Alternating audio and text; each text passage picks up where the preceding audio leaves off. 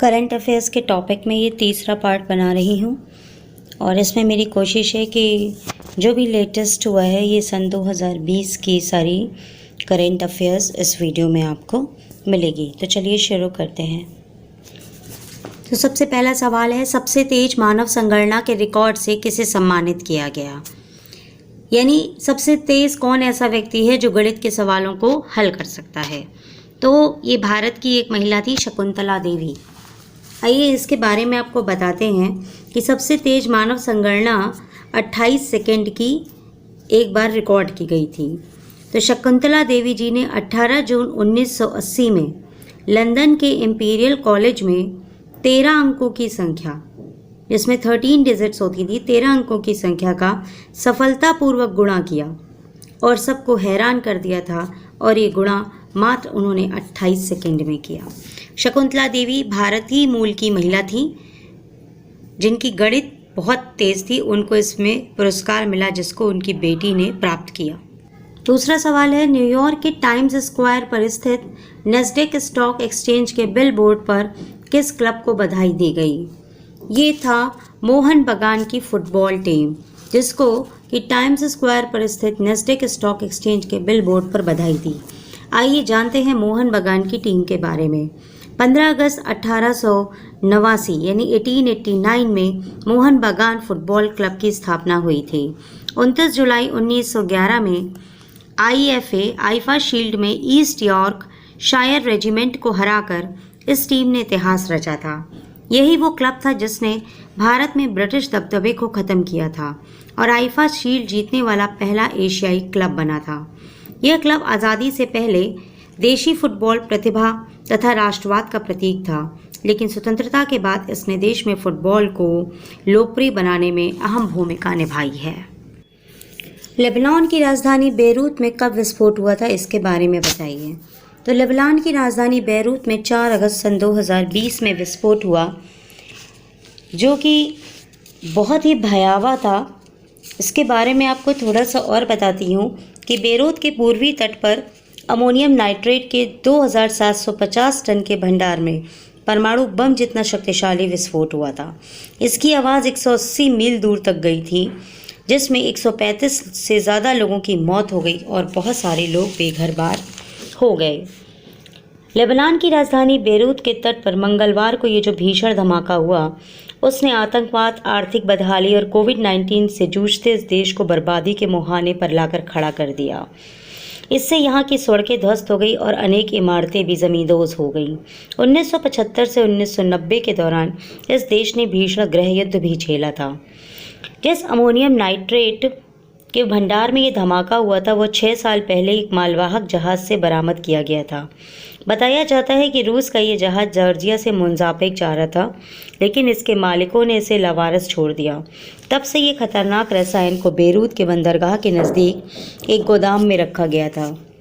ये देश इस अराजकता से गुजर रहा है कि कितनी ही सरकारें बदल गईं, लेकिन सरकारों को इस भंडार की तरफ कभी चिंता नहीं गई। इस हादसे ने लेबनान की कमर तोड़ करके रख दी है। भ्रष्टाचार को लेकर लोग सड़कों पर उतरते रहते हैं। ये देश आज भी ईरान और सऊदी अरब के बीच अखाड़ा बना हुआ है, लेकिन ये धमाका सबके लिए एक सबक है। इसकी तीव्रता के बारे में ये कहा जाता है कि 6 अगस्त 1945 को हिरोशिमा में गिराए गए परमाणु बम के ये 10% के बराबर है।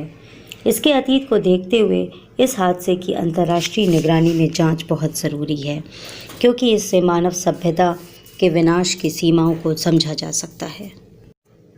भारत में नई शिक्षा नीति कब लागू हुई और समिति के अध्यक्ष कौन थे? भारत में नई शिक्षा नीति 2020 को कैबिनेट की मंजूरी 29 जुलाई 2020 को मिली। देश में वैसे पहली शिक्षा नीति इंदिरा गांधी जी के शासनकाल में 1968 में शुरू की गई थी। इसके बाद अगली नीति राजीव गांधी सरकार में 1986 में बनाई गई, जिसको आगे चलकर नरसिम्हा राव ने कुछ संशोधनों के साथ 1992 में संशोधित किया गया। 2019 में शिक्षा नीति में बदलाव के लिए जनता से भी सुझाव मांगे गए। अंत में भारत की नई शिक्षा नीति 2020 को प्रधानमंत्री नरेंद्र मोदी की अध्यक्षता में कैबिनेट ने 29 जुलाई सन 2020 को मंजूरी दी। इस नीति का मसौदा पूर्व इसरो प्रमुख के कस्तूरी रंगन जी की अध्यक्षता में विशेषज्ञों की समिति ने तैयार किया। इस नई शिक्षा नीति में जो पुराना फॉर्मेट था 10+2, उसकी जगह अब नया फॉर्मेट 5+3+3+4 फॉर्मेट को शामिल किया गया है। दूसरी इस नई शिक्षा नीति की कुछ प्रमुख बातें ये हैं कि 5वीं तक की शिक्षा को मातृभाषा में होगी। लॉ 6ठी क्लास से वोकेशनल कोर्सेज शुरू होंगे और इच्छुक बच्चे 6वीं के बाद ही इंटर्नशिप प्राप्त कर सकते हैं। म्यूज़िक और आर्ट्स के पाठ्यक्रम को भी शामिल करके बढ़ाया जाएगा। ई पाठ्यक्रम को बढ़ावा देने के लिए राष्ट्रीय शैक्षिक टेक्नोलॉजी ई शिक्षा के साथ साथ वर्चुअल लैब को भी विकसित किया जा रहा है। लॉ और मेडिकल की पढ़ाई को छोड़कर उच्च शिक्षा के लिए एकल निकाय के लिए भारत उच्च शिक्षा आयोग का भी गठन किया जाएगा। इसके अलावा इस शिक्षा नीति की सबसे मुख्य बात है कि इसमें मल्टीपल एंट्री और एग्जिट सिस्टम होगा। यानी यदि कोई छात्र किसी कोर्स को बीच में छोड़कर दूसरे कोर्स में एडमिशन लेना चाहता है तो पहले कोर्स को एक निश्चित समय तक पूरा करके फिर वहाँ से वो ब्रेक ले सकता है और दूसरा कोर्स ज्वाइन कर सकता है। उसके बाद उसे पूरा करने के बाद पहले वाले कोर्स को वो फिर से जारी रख सकता है। अभी तक सेंट्रल यूनिवर्सिटी, डीम्ड यूनिवर्सिटी और स्टैंड अलोन यूनिवर्सिटीज़ के अलग अलग नियम होते थे, लेकिन इस नीति के बाद सभी के लिए समान नियम हो जाएंगे। इस नीति में 2020 में शिक्षा पर सकल घरेलू उत्पाद को 6% तक बढ़ा दिया गया है। भारत में शिक्षा विभाग को मानव संसाधन विकास मंत्रालय का नाम से जाना जाता था, जिसको बदलकर अब शिक्षा मंत्रालय कर दिया गया है। इस नीति के लागू होने के बाद भारत के शिक्षा मंत्री रमेश पोखरियाल निशंक जी को अब शिक्षा मंत्री के नाम से जाने जाएगा।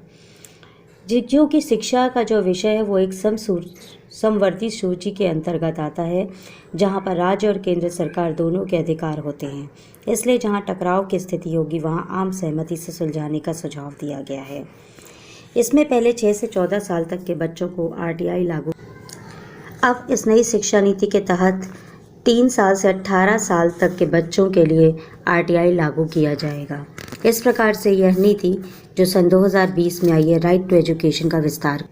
भारत की स्वदेशी कोरोना वैक्सीन का क्या नाम है? भारत में निर्मित कोरोना वैक्सीन का नाम है कोवैक्सीन BBV 152। इसको सबसे पहले मानव पर परीक्षण किया गया है और कोरोना वैक्सीन परीक्षण मानव पर करने वाला पहला चिकित्सीय जो संस्थान है वो है पटना का एम्स।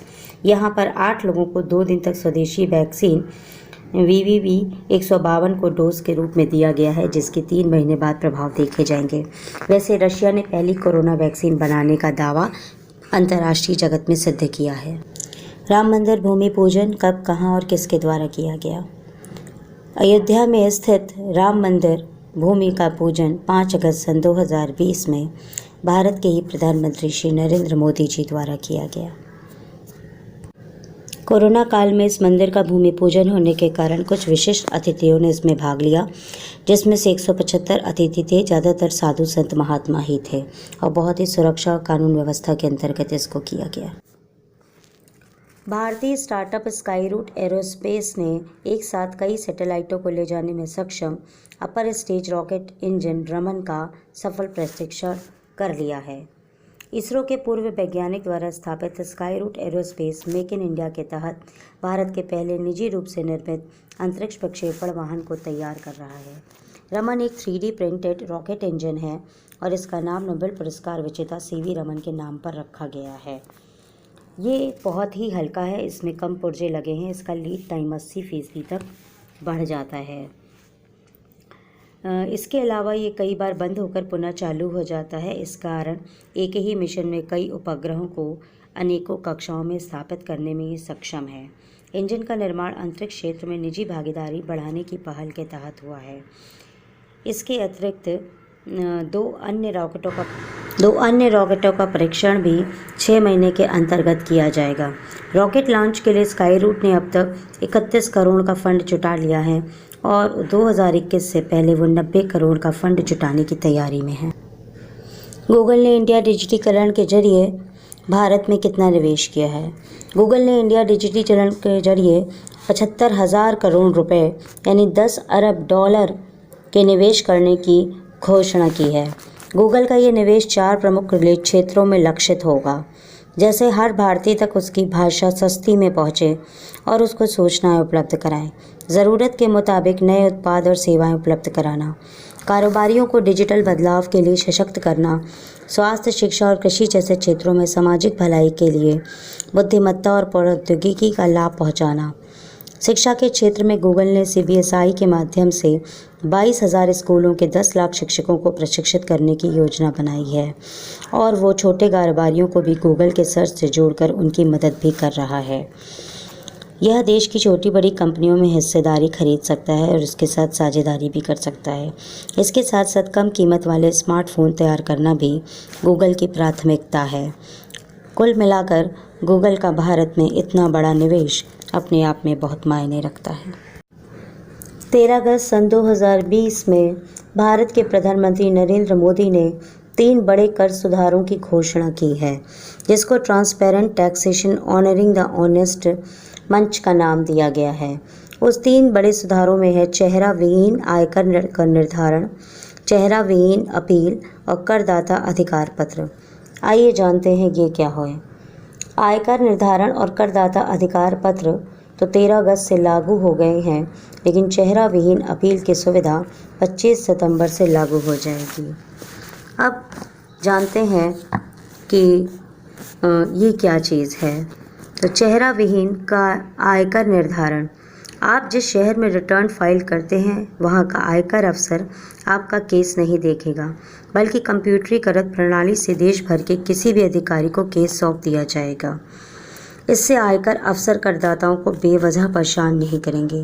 जैसे मुंबई के किसी करदाता का रिटर्न से जुड़ा कोई मामला आता है तो उसे छानबीन का जिम्मा मुंबई के अधिकारी के पास नहीं जाएगा। वो देश के किसी भी हिस्से, चेन्नई या कहीं पर भी जा सकता है। वहाँ से भी जो आदेश निकलेगा उसकी समीक्षा किसी दूसरे शहर जैसे जयपुर या बेंगलोर की टीम करेगी। इसी प्रकार से करदाता अधिकार पत्र क्या है?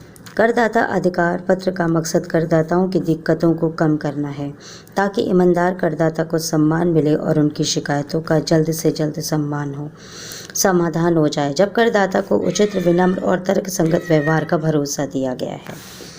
अब जानते हैं चेहरा विहीन अपील क्या है।